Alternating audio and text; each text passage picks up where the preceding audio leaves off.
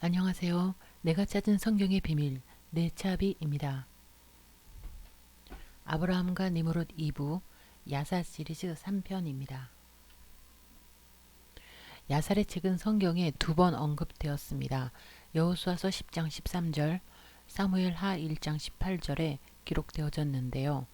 야살의 책은 정경으로 인정하지 않고 있습니다만 많은 학자들이 이를 참고하고 있습니다. 성경 말씀에 대한 관심에 불이 붙길 바라며 요약 정리된 것을 올려봅니다.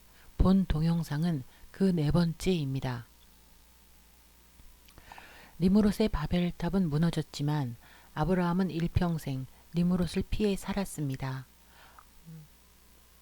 가나안 땅으로의 이주도 처음엔 니므롯 때문이었습니다. 그런데 사실은 니므롯도 일평생 아브라함 때문에 압박을 받고 살았었습니다. 아브라함은 태어나서 10살까지 니므롯을 피해 굴에서 살았고요. 11살부터 49세까지는 노아의 집에서 숨어 살다가 50이 되어서 니므롯의 힘이 약화되었을 때 집으로 가는데 그렇지만 집에 오래 있지는 못했습니다.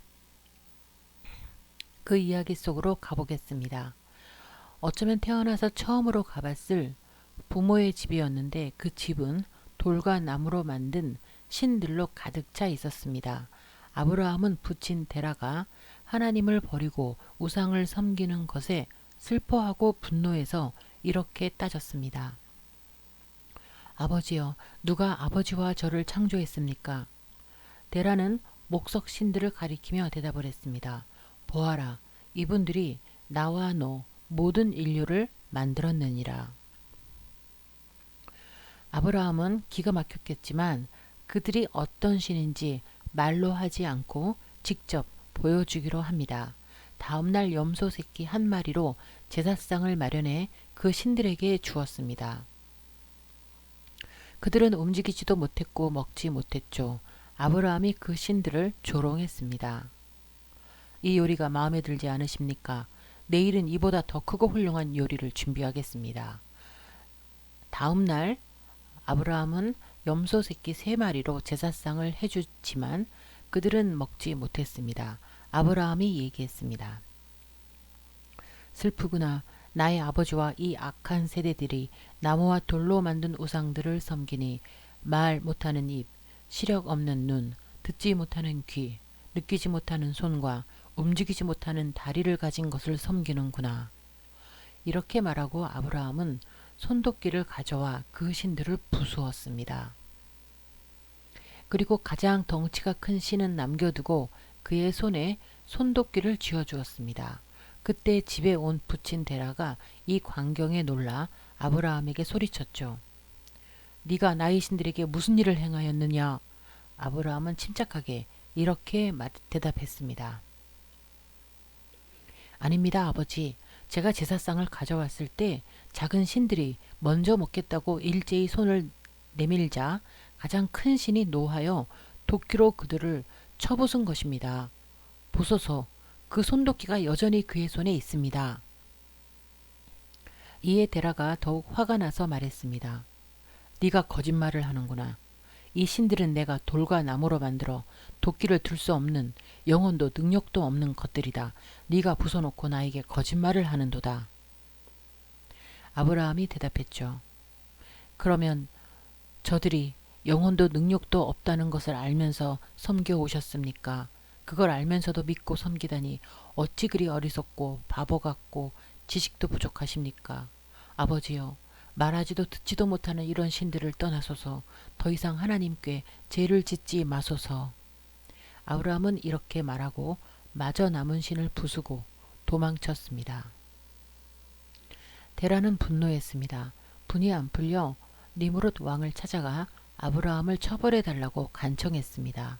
그러면서 니므롯도 아브라함을 더욱 미워해 더욱 중벌을 내리도록 지난날 자신이 아브라함을 빼돌렸던 사실과 그 아이가 이 아브라함이란 것도 고백을 했습니다.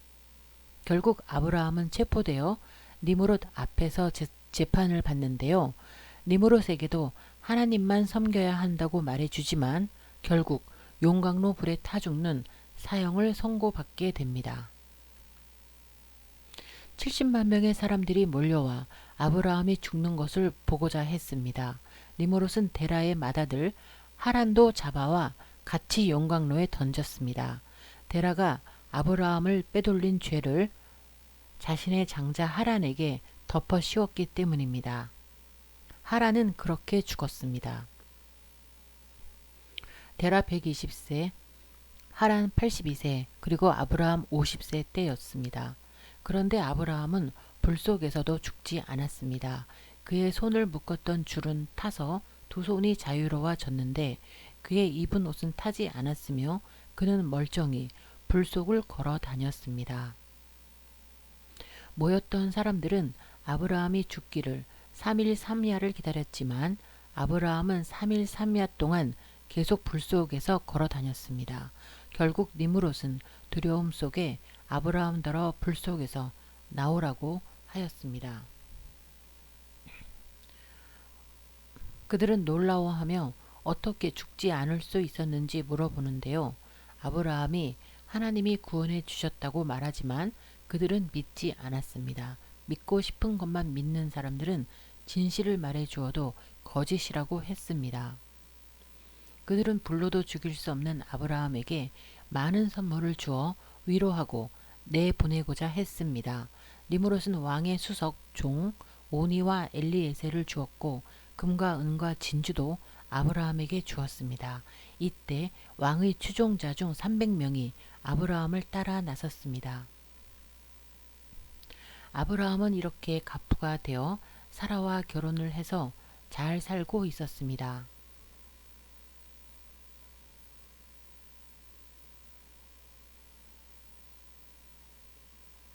그로부터 2년 후 니므롯 왕이 한 꿈을 꿉니다.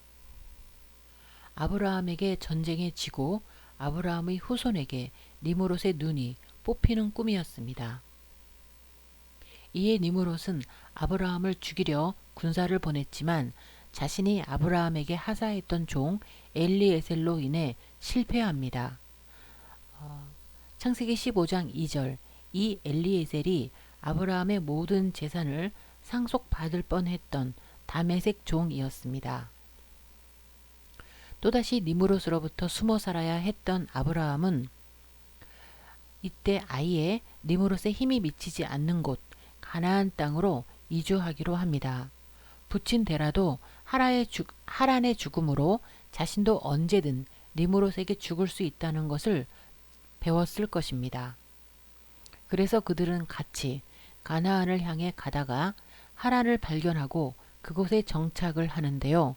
그러자 하나님이 아브라함에게 나타나셔서 가나안 땅으로 가서 거기 머물라고 하셨습니다. 이에 아브라함은 하란에서 산지 3년 만에 아내 사라와 그의 추종자들을 데리고 가나안으로 갔습니다. 그러나 아브라함은 가나안에서 산지 15년 뒤 다시 가족이 있는 하란으로 내려갔고 그러자 하나님은 두 번째 아브라함에게 나타나 다시 가나안으로 가라고 명하셨습니다. 그래서 갔죠. 아브라함이 첫 번째 가나안에 갔을 때는 55세였고 두 번째 가나안에 갔을 때에는 75세였습니다. 두 번째 가나안 행에서는 조카 롯이 아브라함을 따라 갔습니다. 그러므로 아브라함은 하란에서 52세에서 55세까지 있었고요. 그리고 가나안으로 가서 55세부터 70세까지 15년을 살다가 다시 하란으로 가서 70세에서 75세 5년 동안 다시 하란에서 살다가 75세에 다시 가나안으로 가서 죽을 때까지 175세까지 가나안에서 살았습니다. 그러므로 아브라함은 우르에서 52년을 산 셈이고요. 그리고 하란에서는 8년, 가나안에서는 115년을 산 셈입니다.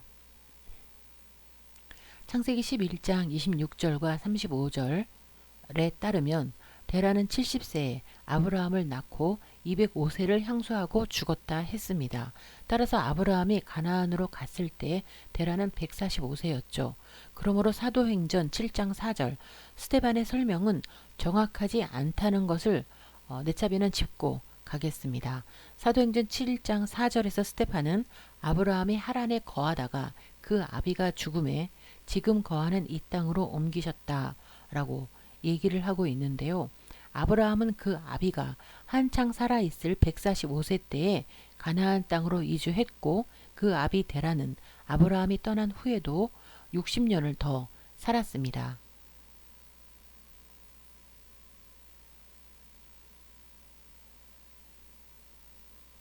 한편 니므롯은 자신의 꿈 때문에 아브라함의 후손을 주시하고 있었습니다.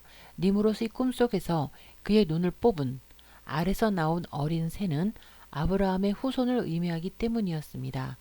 니므롯의 꿈 내용을 잠시 말씀드리면 꿈에 아브라함을 닮은 자에게 니므롯이 쫓기다가 그 아브라함을 닮은 자가 던진 알 하나에 왕의 군대가 몰살되고 간신히 니므롯과 또 다른 왕 3명이 탈출하지만 그 알에서 나온 어린 새가 니므롯의 눈을 뽑아버린다는 꿈 내용이었죠. 아브라함의 후손 중에서 니므롯은 에서를 경계했습니다. 에서는 니므롯과 같은 익숙한 사냥꾼이었기 때문입니다. 니므롯이 자신을 경계하자 에서도 니므롯을 경계했을 것입니다.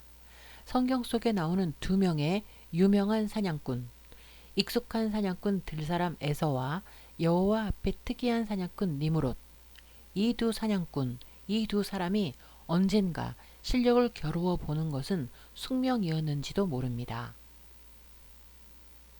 결과는 에서의 승리였습니다. 에서가 니므롯의 머리를 단칼에 베고 그의 가죽옷까지 벗겨 취했습니다. 니므롯의 꿈대로 된 거죠. 니므롯은 아브라함의 후손에 의해 죽었습니다. 그런데 이날 에서는 야곱에게 장자권을 팔았습니다. 한때 천하를 지배했던 니므롯의 가죽옷을 얻은 날 장자권을 팔았는데요. 사람의 욕심은 니므롯의 가죽옷도 이삭의 장자권도 그 어느 하나도 포기하지 않고 모두 갖고 싶은 것입니다. 그런데 에서는 장자권을 포기하고 팔았습니다. 후에 이삭이 축복을 놓친 에서가 울고 심하게 분노하고 야곱을 죽이겠다고까지 하는 것을 볼 때에 에서 역시 장자권에 대한 욕심이 크다는 것을 알 수 있습니다.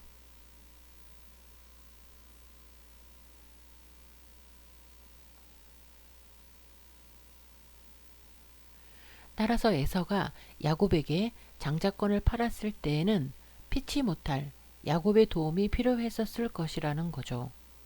어쩌면 에서는 니므롯을 죽이고 쫓기는 중이었고 야곱에게 와서 숨겨달라고 했을지도 모릅니다. 에서는 분명 이렇게 말했습니다. 내가 죽게 되었으니 이 장자의 명분이 내게 무엇이 유익하리오. 에서는 분명 생과 사가 오가는 순간에 장자권을 팔았다는 것을 알 수 있습니다.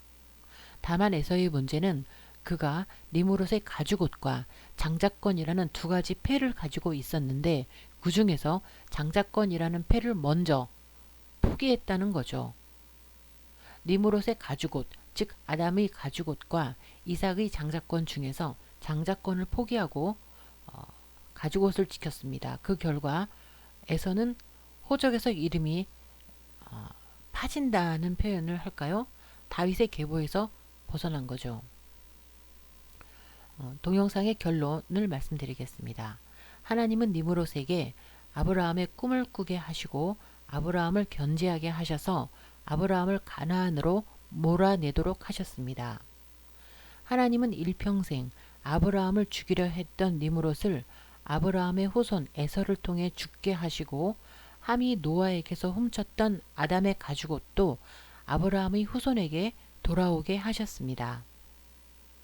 하지만 에서는 생과 사의 순간에 장자권을 포기하고 니므롯의 가죽옷을 지키는 잘못된 선택을 하며 야곱에게 장자권을 주고 마는데요.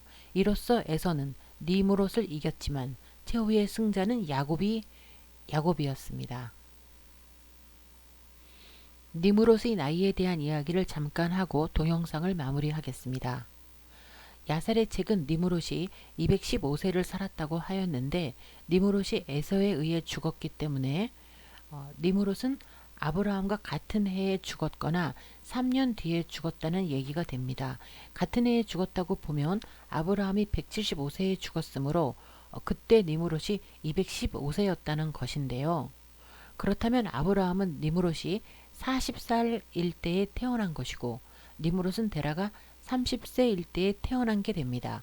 문제는 니므롯이 40세에 야벳의 후손과 전쟁할 때 540명으로 싸워 승리하고 왕이 되었다고 했고요. 그랬는데 또 왕이 되자마자 바벨탑은 60만 명을 동원해서 건축했다는 것이 내용상 모순으로 보입니다. 어쨌든 야살의 책이 맞고 네차비가 틀릴 확률이 훨씬 크지만 네차비의 머리로는 수긍이 가지 않습니다. 일부에서 니므롯의 나이가 아브라함과 200살 차이가 난다고 한 것은 네차비의 개인적인 주장이고 견해임을 알립니다. 혼란이 없으시길 바랍니다. 아브라함과 니므롯 야사 2부는 여기서 마치겠습니다. 감사합니다.